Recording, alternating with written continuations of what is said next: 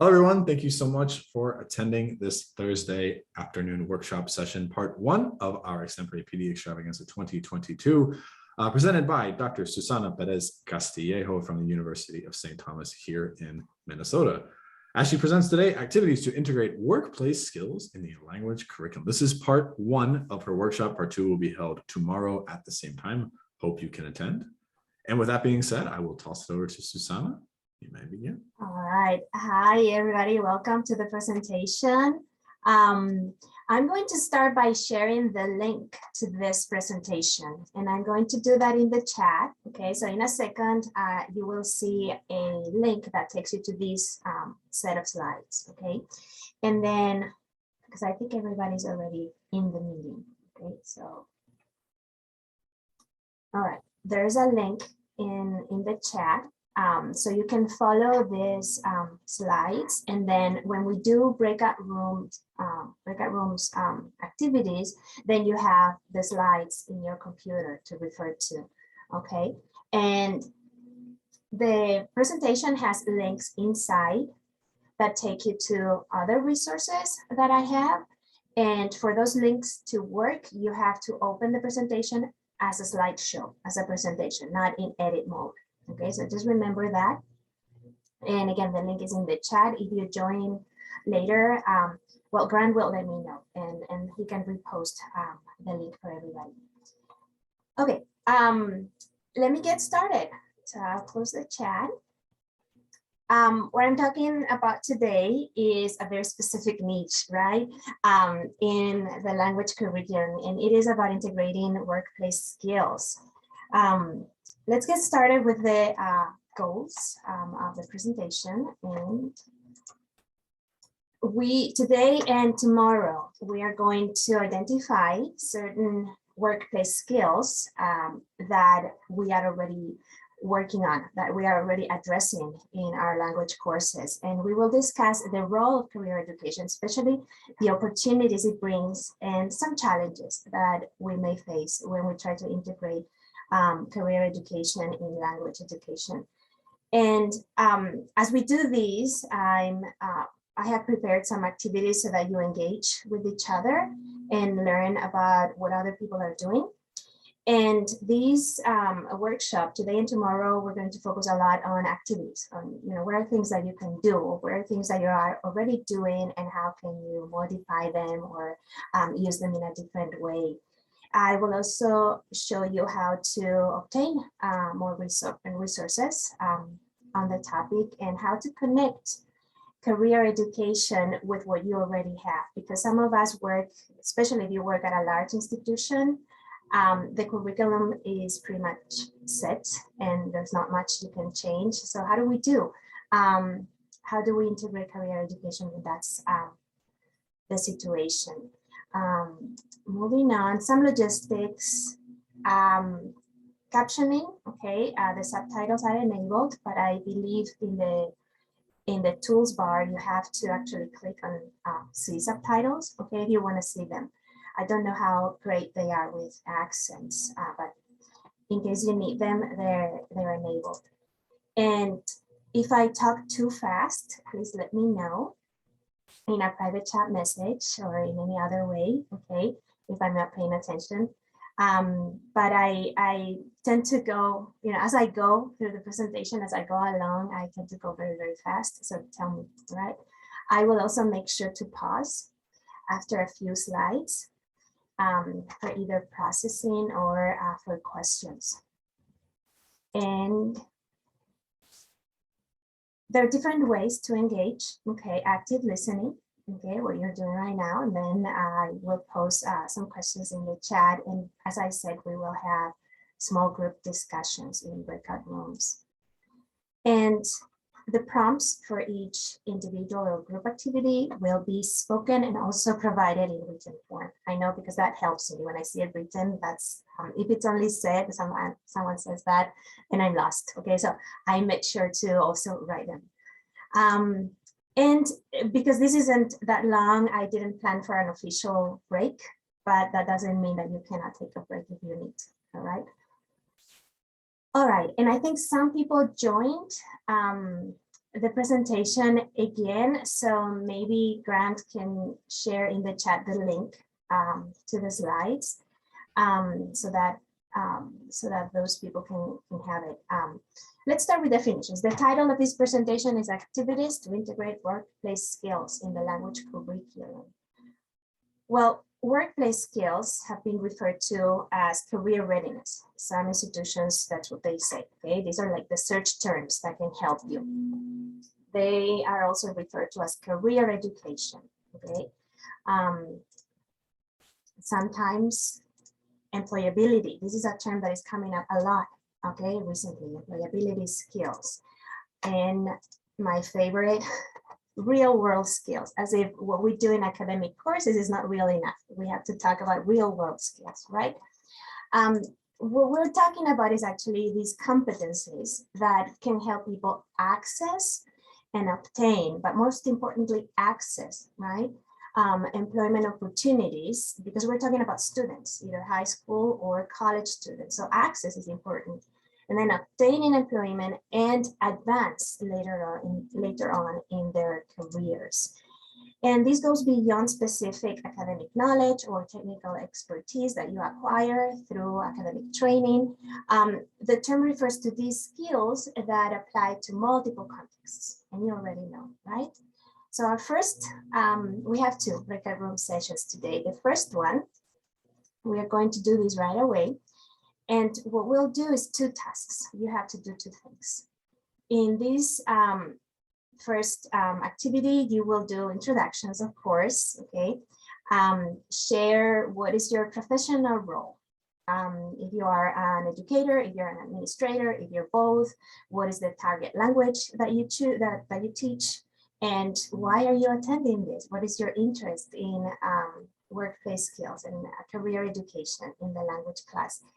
And then the second task is to get us started with the topic, right? What are some workplace skills that you believe apply in multiple settings, okay?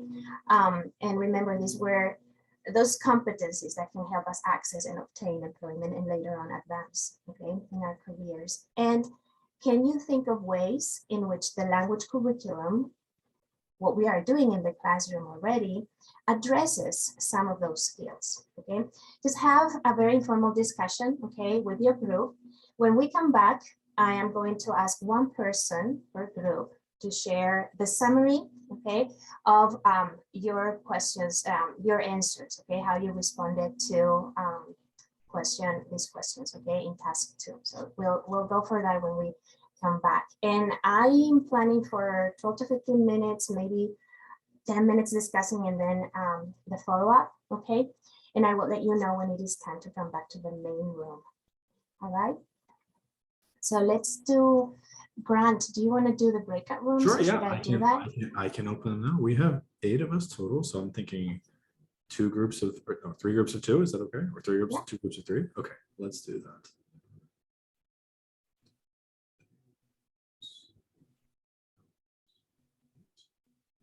Go.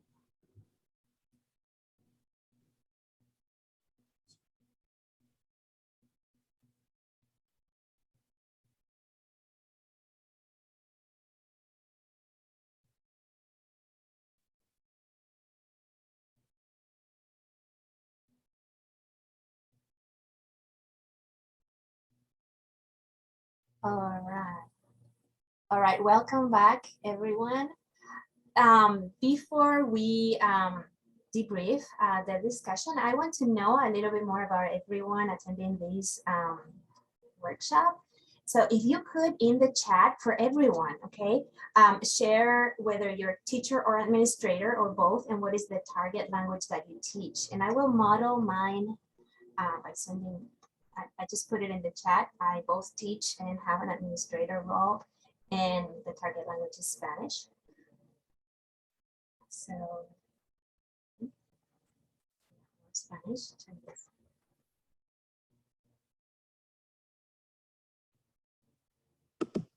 I guess I can go first on that. I'm Ronita James, and I am a Spanish teacher.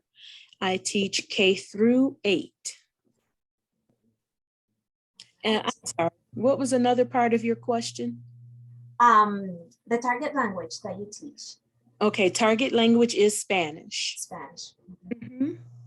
Okay, and I see in the chat, so you can choose to share in the chat or just talking like Juanita. So we have Spanish, we have Chinese, we have French. So that's a good variety.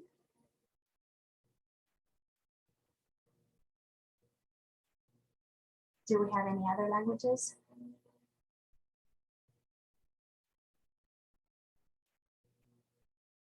Spanish in high school. Okay. All right, I think most people, yeah, I think everybody shared.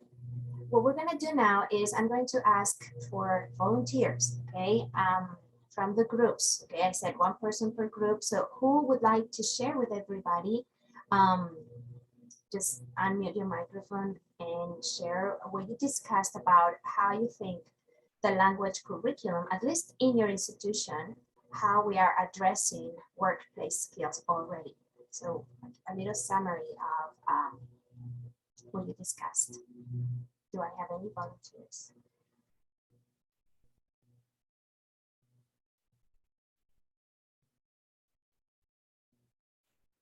I'll go ahead if no one else wants to volunteer. There we go. So I was saying that I was with Manon, and when we were speaking, just general life skills, social skills, knowing how to be polite, speaking with someone out, you know, in the real world. And I was also explaining that we have a lot of students who take our medical assisting program, and so they can apply the language to their jobs as well, but they also, when they graduate from us and move on to hospitals, if they're like a licensed nursing assistant or whatever, they start with a higher salary bump for being bilingual, which is a really good incentive for the students as well. So there we go. Yeah, thank you for sharing. Yeah, Grant and I were also talking while we were working about this and social skills. Yes, okay, and communication. Very good. Anyone else would like to share?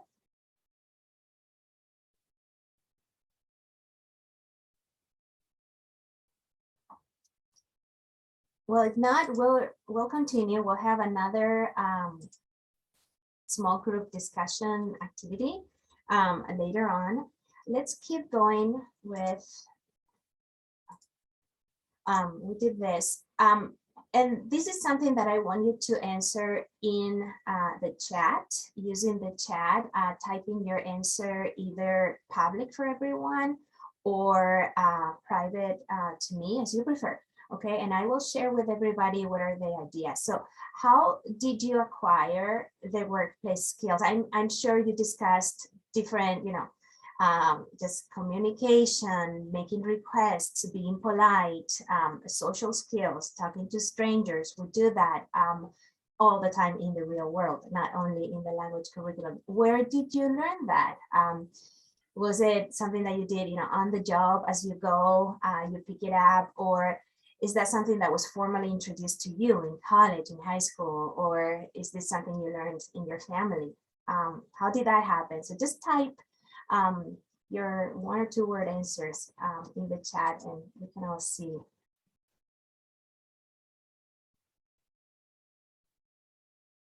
Team sports, I hadn't thought about that, yes. Yeah, and living in other countries when we are the other, right? When we are the foreigner. Yeah, from experience. Very good. And I would say the same. So it seems like most of us did not have a formal introduction to these skills, right? It was all from the family, from other, you know, early job experiences, just picking it up, right? And then professional development later on, yeah, and every day, in school and clubs. So that's how we are used to this, okay? So that's why many of us, having curriculum for career education seems a little foreign, right? In the sense that that's not what we experience. At least that's not what I experienced when I went to college, okay? And I did my undergraduate degree in Spain and then graduate programs here in the US and none of those cases, I did not have anything like career education curriculum, right? So let's keep working about this. So let's keep talking. What is happening right now? What are the motivations behind this push for integrating workplace skills across the curriculum, especially in the liberal arts? Okay, and we're part of that. Why are we doing that? Well, I can think of two types of concerns. First, there's the economic motivation, and I teach at the college level, okay, and we see increasing pressure, as I say here, from parents and then the administrators who are suffering that pressure from parents to get students from being high school graduates to become effective early career professionals in just 4 years, all right? And then we also need to teach them all the academic knowledge and all the technical skills that they need to become effective early career professionals. So that's the one economic concern. Then there's the other concern that I can see here, and that's social equity, because many students rely on internships, on early jobs that they can get even in high school, right, as high schoolers.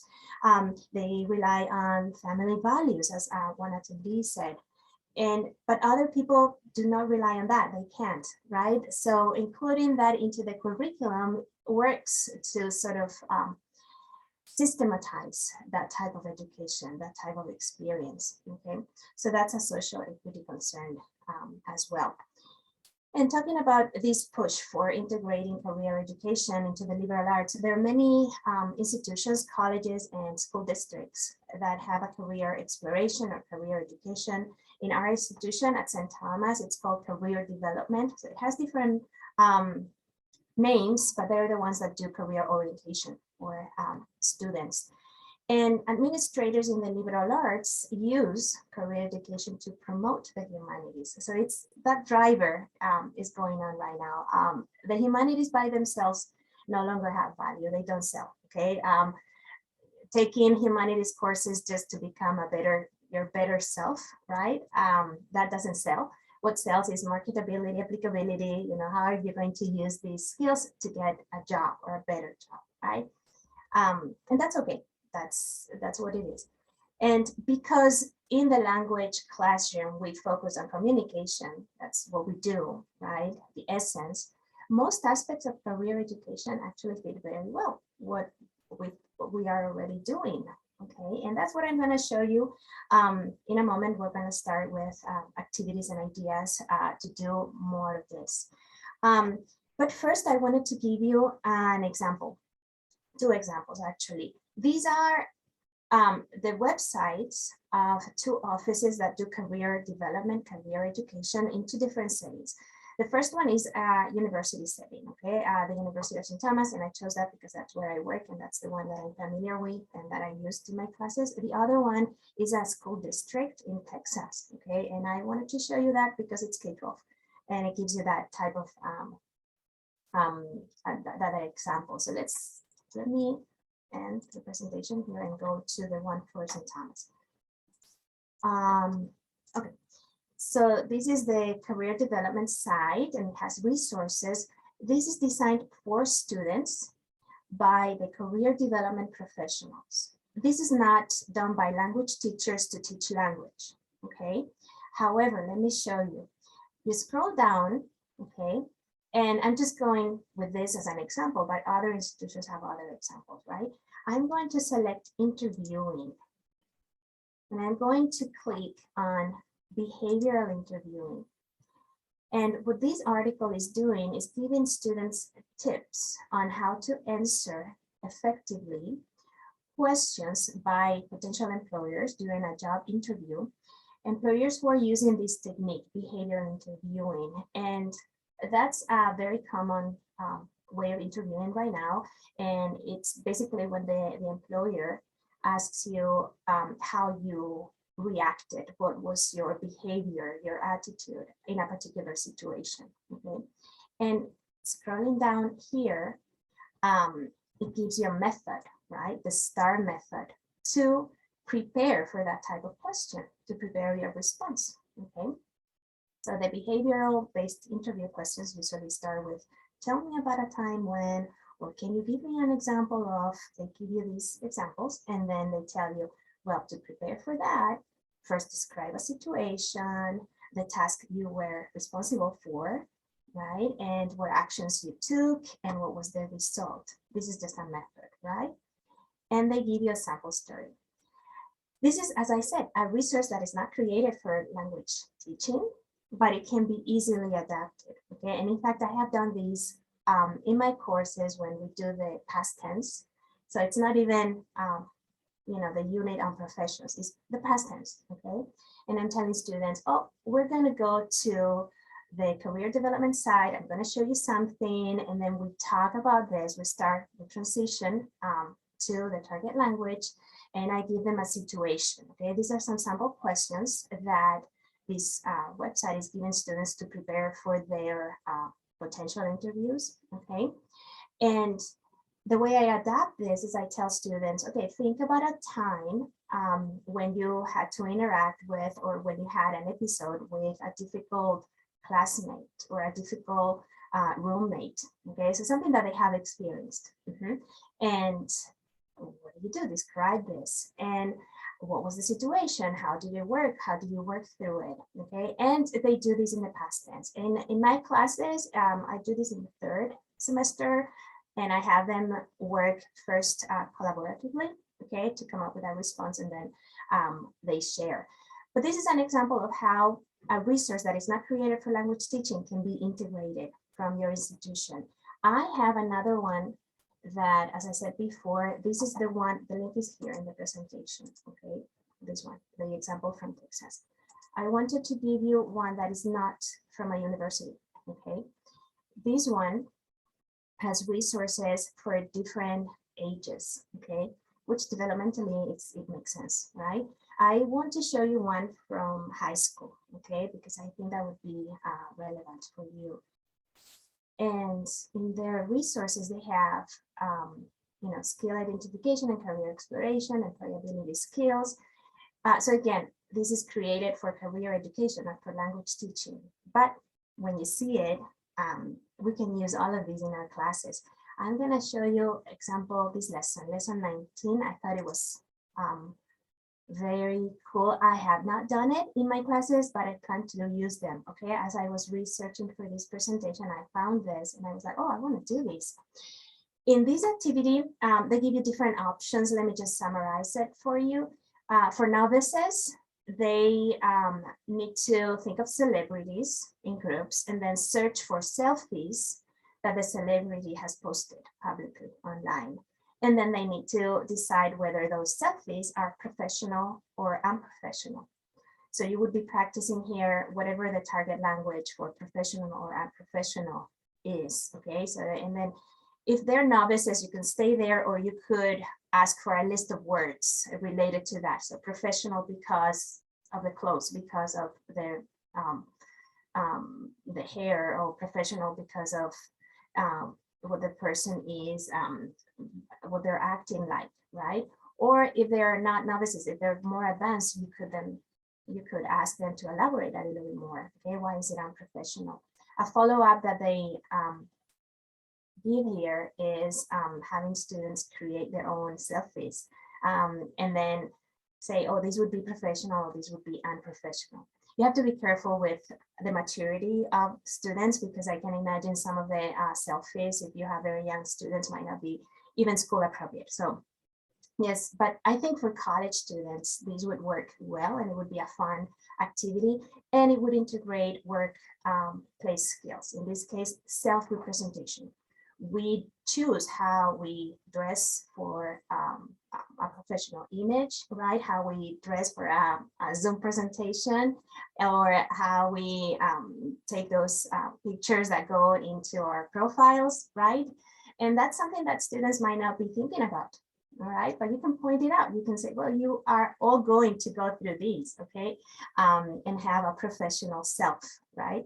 And you need to think about it, and what's professional and what is not professional. So I think that was a cool idea. And going back to my presentation, I wanted to show you how something that has been created for career education specifically can be easily integrated into the language classroom, and it gives you very cool ideas that students can relate to and that students find useful because they see it as, oh, this is something I can use later on in the real world.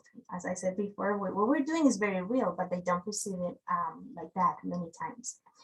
So whenever you have a chance, we're not going to do that in the presentation, but when you have a chance, search for your own institutions or your own district's career education website. And remember that they can be called career development, career readiness. They have different names.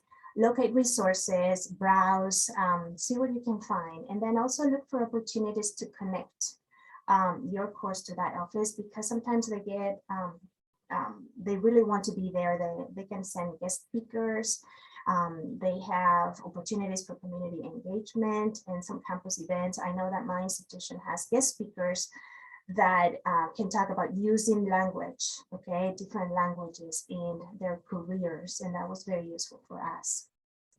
All right, so that part of the presentation. Moving on, before I transition to the next thing, are there any questions?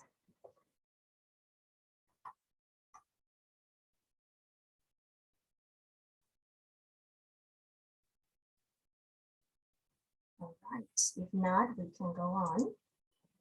And now I briefly want to mention that integrating workplace skills in the language curriculum has both opportunities and challenges, right?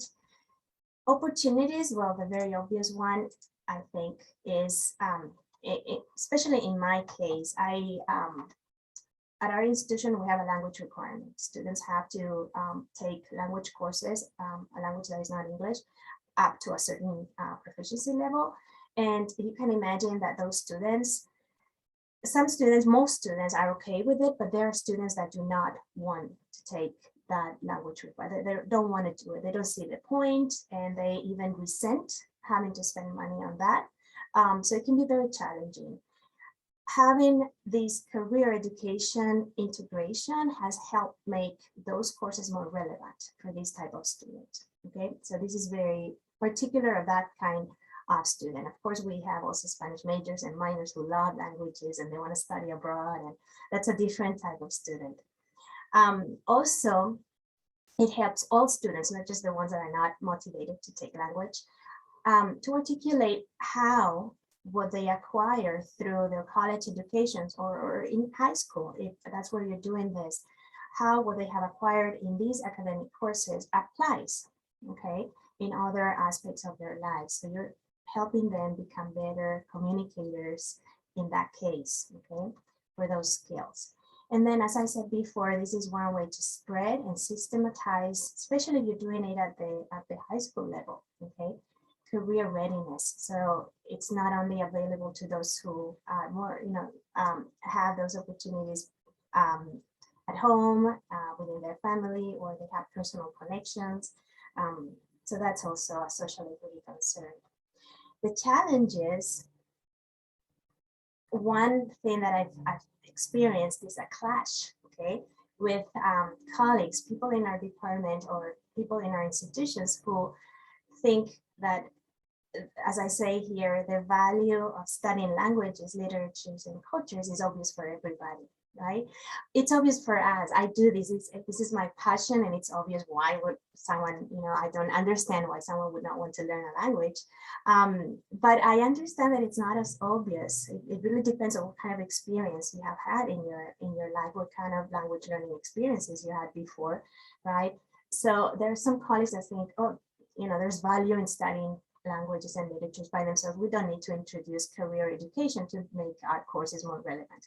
There are people who think like that. So that can be a challenge. Also, this can clash with the traditional model where there are maybe one or two courses, business Spanish, Spanish for medical professions, or language for the professions. And that's it. That's where career education is addressed. Not everything else is same as useful, right? So it can clash with that model. And also finding time. That's the big challenge, right? We don't have enough time for everything we have to do, right? Student support, curriculum development, grading, changing between online and not online and the new in-person environment. So hopefully this workshop is giving you some ideas, right? And some resources and some ways to find things faster, right? Back to our goals, okay, as I started the presentation, we have done those things, and now we're going to focus on activities, okay? And the rest of the presentation and tomorrow, we're going to do that, okay? Activity ideas and discussions in groups where I give you an activity and then you see how you can apply it, okay? Or modify it for your setting. So first, credit for what I'm going to give you. The ideas are not mine exclusively. I've taken ideas from many places. One book that really has helped is the one that I cite there, Integrating Career Preparation into Language Courses by Darcy Lear. Awesome book, it's very inexpensive. And it does follow that model where career education is addressed across the language curriculum and at different levels. And it gives you very good examples and even language that you can use with your students to justify why you're doing this. So all of these resources, you can use them as well. And then there are ideas that I've taken from professional development and other workshops, and I don't remember how they were. Let's get started with the first activity, okay? Business cards. These are objects, right, that we use, or, you know, some professions use them more than others, and there are times when we use them more than other times, like at conferences, that's the typical, but business cards, we still use them. And I use these to practice when we're doing greetings and introductions, and also it's an opportunity for me to show authentic addresses, like how do you write street, avenue, you know, it's the number first or later, where do you put the city and where do you put the zip code? What does a zip code look like, okay? Or a phone number, how are they divided? By threes, by four numbers, digits, in the different places.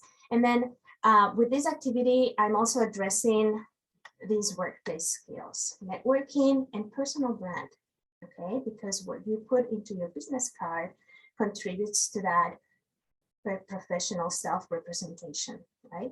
And I would start this activity by giving input on a slide, different words of things that you may or may not include in a business card, like address. Would you include that? Yes, no.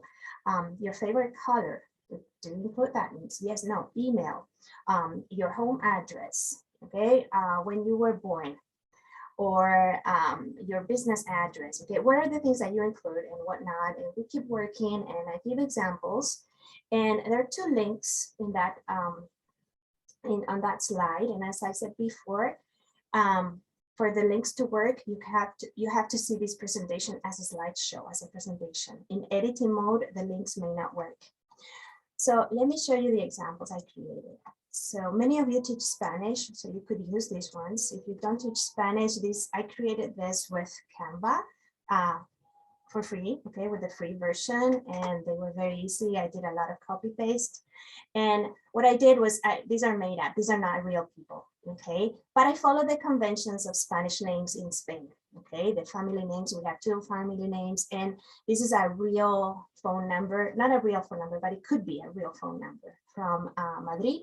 Okay, and then this is actually a real address from Madrid. I was just with Google Map, that was easy to find. The website, I invented it, the company, I invented it.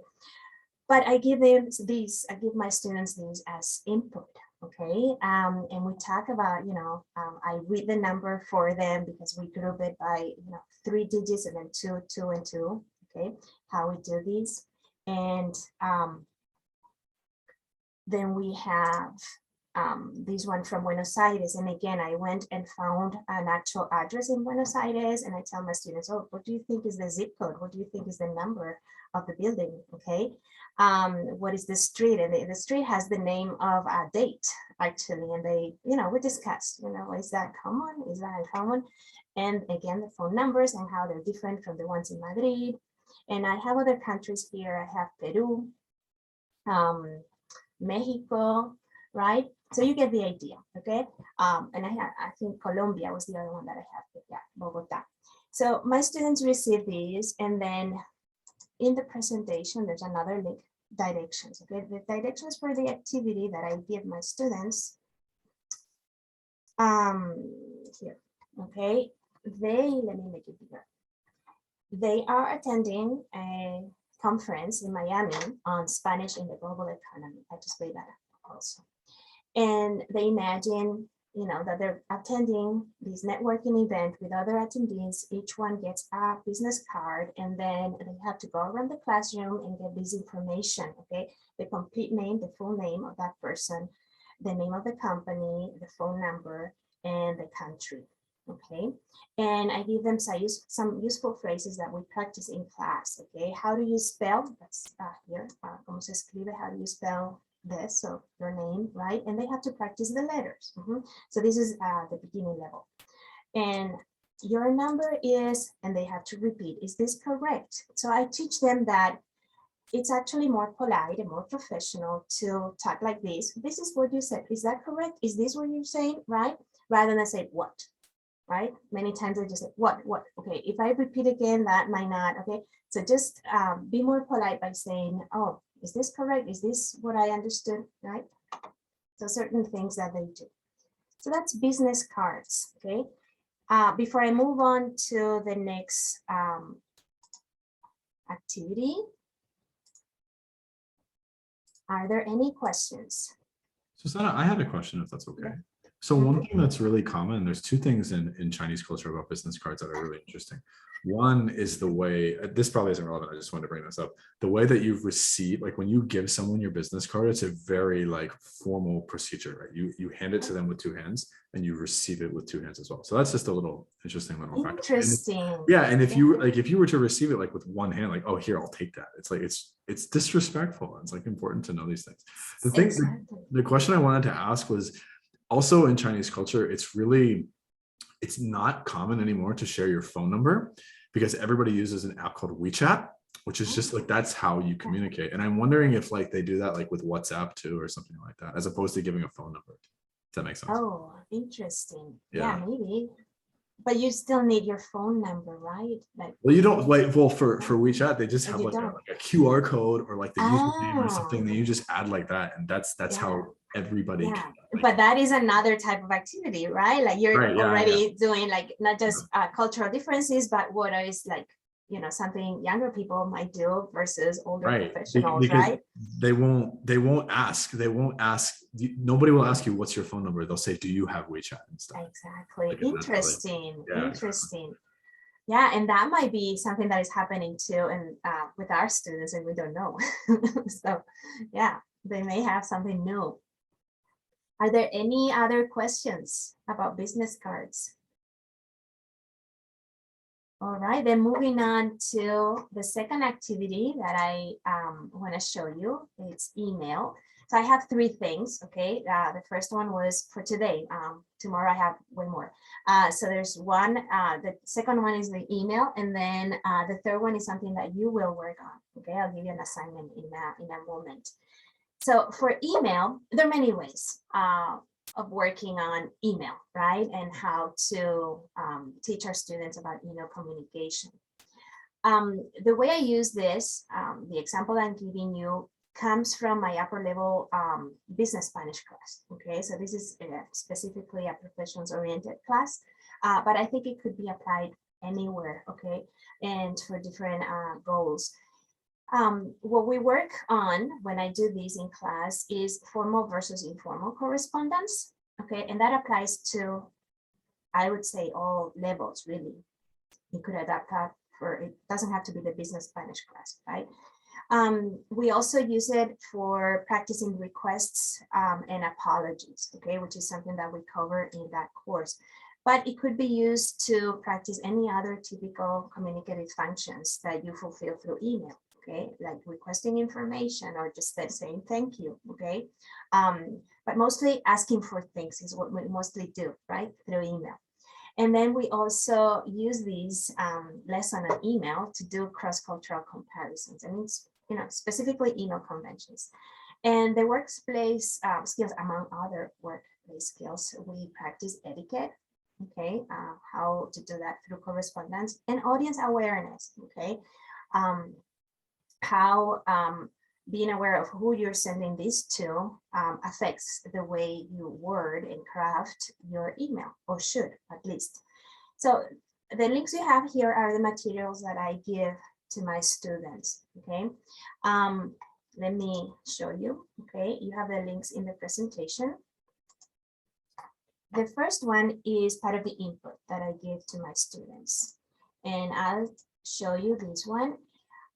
I'm not going to show everything. This is just an example, and it's in Spanish. I didn't want to translate it because this is what I use in my classes, and I know many of you teach Spanish, but for the other people, it's easy. I just want you to see, okay, what it looks like and how I do these, and you can probably adapt it for you. So we start with a discussion on whether it matters who we're sending the email to, right? Whether the addressee really matters for what we're doing. And most of them say yes, right? Because they are upper level students and they are aware of their audience. But then I also show them some examples, okay? Here there are also questions about, does it matter if it is a professor or which professor?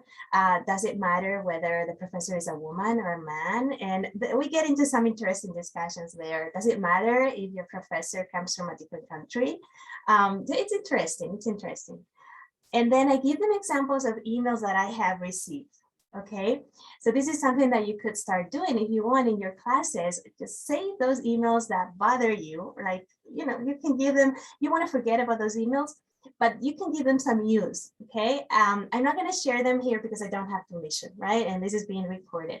But these are emails that I do share in my classes on a screen. I don't distribute it among students, just I put them on a screen without the student name, obviously.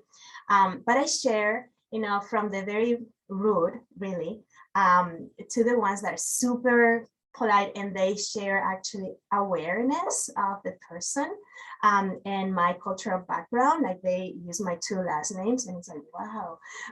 So it's very interesting. And I show that, and I tell my students, these people are asking me as the coordinator of the Spanish placement, they're asking me about their placement score and they're not happy with it and they want to retake the test and everything. So who do you think, I'm going to answer all of the emails. I have to answer all emails, but who do you think I would be ready to answer right away? And which one do you think I can postpone until, I'm feeling differently, right? So those things can be discussed. And then I give them some guidelines, pautas guidelines, for writing email in Spanish versus English, okay, which is the first language of my students. And I tell them that there are no rules, that these are just conventions, what people do most of the time, and that the differences between English and Spanish are just in the language, really, okay, the conventions that we use, the formulaic expressions. So I tell them, what are the typical greetings and the different levels of formality for, also we talk about the conventions for, a column, the comma, things that are changing. How do you do the anonymous greeting, like to whom it may concern? What is the equivalent in Spanish? And when you don't want to make assumptions about gender, what is it that you use? And what is more formal or informal? So those things, and then a little check-in, I give them these options and I say which one is more formal, and they should have been listening through the presentation. And then I give them a situation. And in this situation, what would be most appropriate? Okay, which one would you choose? And then we keep going with romper el hielo, so an icebreaker. Okay, is that present or not? And in Spanish emails, in Spanish culture, we usually have that. Okay, and I think in US professional emails you also do. Then the topic, how to introduce it, and how to say goodbye. And there are many differences here, okay, especially with saying thank you, like thank you, thanks for your time. Something is very American, and I tell my students that you can thank someone for their patience. You can thank someone for I don't know, something they've done, but thanking for time sounds very foreign. Okay, I mean, we understand it, it just sounds foreign, right? Oh, thank you for your help, for your attention, right? And then they do again the check-in, and I tell them some formulaic language, right, on how to say goodbye and things that you cannot say. Let me move this so you see. Sinceramente would be the literal translation of sincerely in English. It doesn't work in Spanish. It doesn't. So I tell them, no, don't say this. Or mejor, like that would be the direct translation of best. Okay, when we say goodbye, we say best, maybe. Or best regards or best wishes. No, that doesn't, no, it doesn't work. Okay, so I tell them, no, it doesn't work the same. And then do we say Merry Christmas or not? Okay, and this is a discussion. There isn't much religious diversity in Spain, actually. So I tell them people do say this, and people who are becoming more aware of differences decide to say something different. You can say Happy Holidays. So I teach them the equivalent of that. And we keep going, you know, formal, informal, and the application that I do there. And this is something that you could do in your classes as well. I searched for an email in Spanish online, and I found it. And then I ran that through Google Translate into English. And something very weird happened, right? This person said, "Good morning, graduate Sebastián." What? You know, where is that error? Why is that happening? Because we can use that title, okay, in Spanish. Or there was another one. Oh, I sent a big hug. Okay, would you say that in a professional email in English? Well, maybe not. Definitely no. Okay, but in Spanish, in Spanish culture, we actually can use hugs and kisses even in professional settings, depending on the context, right? Depending on the person, the rank, the gender. There are many variations, right? And then greetings. In English, in US English, you wouldn't use it at the end. You would use it at the beginning if you used it, right? But not in Spanish. So they have to discuss that. And then I give them an assignment, and where is here?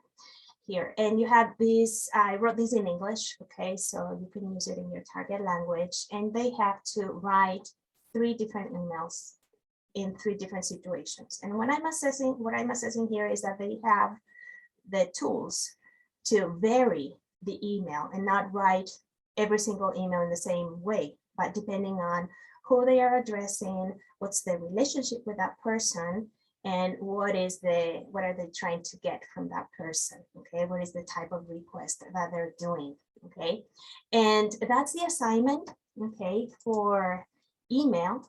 But we also spend some time, let me go back to the presentation. We also spend some time doing cultural comparisons, and I give them, you have the links there. 2 examples, a US source and a target language source, Spanish in this case, on guidelines to write emails, okay? And again, for US, I use the University of St. Thomas, okay? This is the one for Spanish, okay? It's just that I have the Zoom features thing here. Okay, so this is the one from St. Thomas, okay, and I'm sure you can find others, okay, from your institution or other sources. How do you write an email in English? And then this one is for Spanish. How do you write an email in Spanish? And they can compare, right, the 2 sources. So again, okay, the way you say thank you, and you don't say thank you for your time necessarily, you thank them for something else, right? So now, before we finish, we come to the next activity that I want you to do, and I think we have enough time. This is what I want you to do based on what I just showed you about the email, right? I want you to do this with meeting agenda templates, okay? A meeting agenda, have you thought of that, right? That's something that we do, or we receive, right, agendas for meetings, and maybe you haven't thought about it, but agenda meetings, like the agenda, the actual structure, and what it has and what it doesn't can vary across cultures, okay? Definitely it does between US culture and Spain's culture, at least, okay? So I give my students 2 templates, one from a US source and one from a Spanish source, okay? And you have them in the link that says activity directions. You do have, when you click there, you will see, where is it? here, the directions. So you have links to the English templates, the Spanish template, and then if you can't read Spanish, I did a translation. So you can use the English version of that, but they're the same, okay? So the English source is this one, okay? The English, this is a template. This isn't from a specific meeting or a specific company. This is just a template I found online. And then the Spanish one is this one, okay? And again, it's a template that I found online. And there is a translation, as I said, it's posted there. Okay, this is the translation, all right? And I want you, this is what I want you to do, okay? Your task in the next 6-7 minutes is going to be in small groups, and you're going to look at the 2 examples of templates produced in an English-speaking setting and a Spanish-speaking setting, and discuss how you could use these 2 perspectives on the same professional document to address language and culture learning goals, okay? And at the same time, career education goals, okay? When we come back, I want you to share, I will ask for volunteers, and I want you to share what learning goals do you think you could address with these materials, and how would you use these materials for different proficiency levels, okay? So again, the templates, the link to this document is here on this slide, right? Activity directions, and I think Grant put it in the chat as well.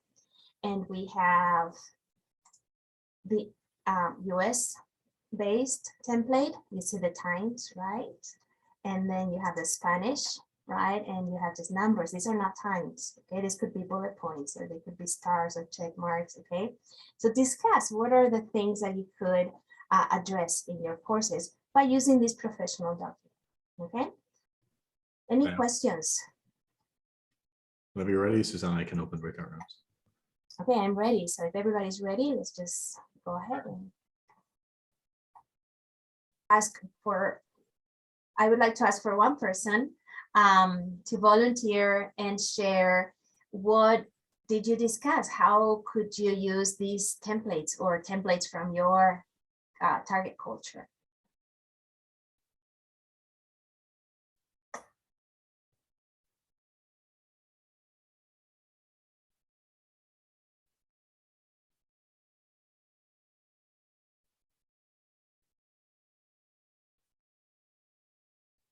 Any brave volunteer? You know what? I will just say that we did not get as far as making a template in our group, but the conversation revolved about the differences in time. And it started with noticing your agendas. One agenda was written, you know, in times. You move from point to point through it. And that's very unlike what we see in some real life scenarios. Mhm. So we talked about the cultural learning goal would be to talk about that difference. And the educational goal would be to try to figure out how to teach the signposts, how people, before they get into, to know what they're getting into Mhm. and how to prepare for it. Yeah, very good. And I also, when I use this, I use those 2 templates, and I also show them, but I don't have permission to share here. But I also show my students agenda meetings from meetings that I have attended. And I see, at least here at the university, when we get them, some of those that are very detailed, like, and it depends on the department, but some are very detailed, like we're gonna spend about 15 minutes doing this, and then about 30 minutes in this larger discussion because we need feedback from everybody. So it also, those divisions of time tell you a little bit about the relevance of the topic, right? That is going to be discussed. And then how, when we have the Spanish meeting, the Spanish department meeting, we're a little bit less concerned about the time because we're all from a Spanish-speaking culture, and we just want to prioritize, like, we're going to talk first about this because we really need to make sure that we talk about it. And then we say, if we have time, we'll talk about this and these other things, right? So discussing different times, different perceptions of time, right? and how that affects the way you organize your work agenda, right? So we're about to finish, and that's it for today. I have a slide here with preview of upcoming attractions for tomorrow. For those who come tomorrow but didn't attend, I will do a very brief review of day one, and then we will do more activities. I have 4 or 5 planned for tomorrow. And also we will talk about how to obtain more resources, and I will point in the direction to which direction to go. And again, how to deal with curricular rigidity. And I mean, by this, I mean when you have a program where there are like 10 sections of Spanish 1 and 12 sections of Spanish 2, and you need to make sure that everybody teaches the same, right? And not everybody is on board with doing career education. So how do you deal with that? We'll talk about it as well. And before we finish, let me share again my screen. So this is the preview of upcoming attractions, and then we are done for the day. Are there any questions? I have time. I know this goes until 3:15, but I have time. I can stay here if you have any other questions or want to chat. Thank you so much, Susana. This was a lot of fun. Learned a lot. Good, thank you.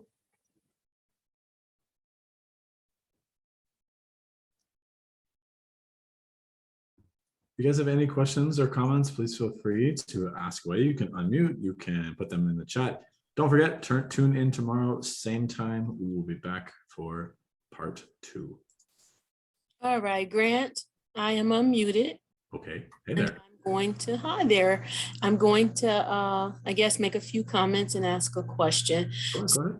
Anna, thank you for your presentation. I did enjoy it. And I got a couple of ideas for teaching this upcoming school year. I have not so far done much with cultural comparisons. So when I saw that slide you shared, idea popped in my head. And also, Grant, when you shared the cultural aspect for, I think it was Chinese or the Japanese culture, was it Chinese? Chinese, yeah. Chinese, okay, where you receive the business card with 2 hands.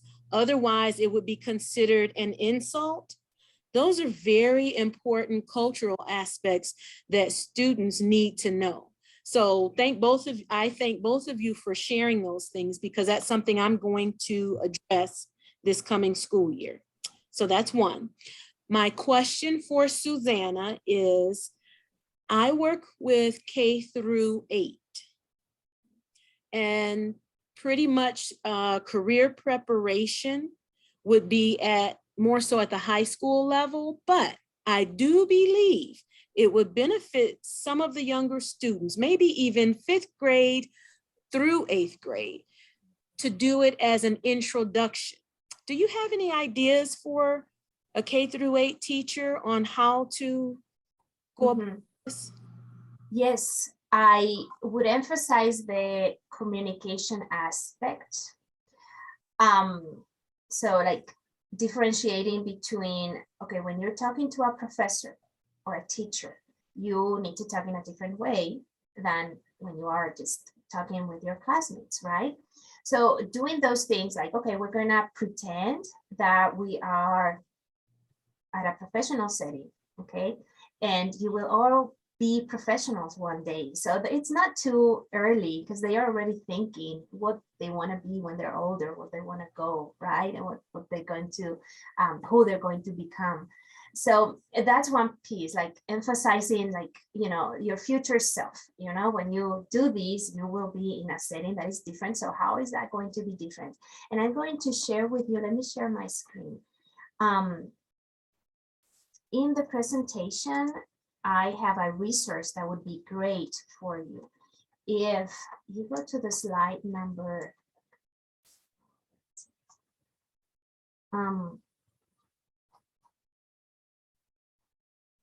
where did I put it? Here, slide 11, okay? The second example, this is a website from a district in Texas, And they do prepare career education materials. I have that resource here. They do it for K-12. Okay, so starting in elementary school grades all the way to 12th grade. So, and they have different lessons, and you can take a look, okay, and you know, these are developmentally appropriate for the ages that you teach. So you can see, you know, when I grow up, and then, you know, different things, and they have this in Spanish that you can adapt, okay, for 2nd and 3rd grade, okay. You know, engage the economic importance of these jobs. Here, this one is create connections between careers and their impacts. And here is the Texas economy, that you could adjust that for your context. So these are good resources that you can use. And again, the link to that resource is on the presentation, slide 11, the second one. Okay, so that would be helpful.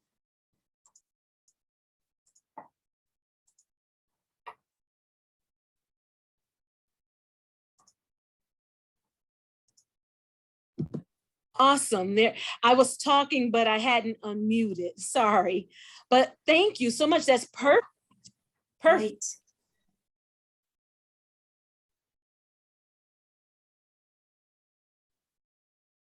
There are no other questions. I'm gonna stop recording, and we will see you all tomorrow for part 2.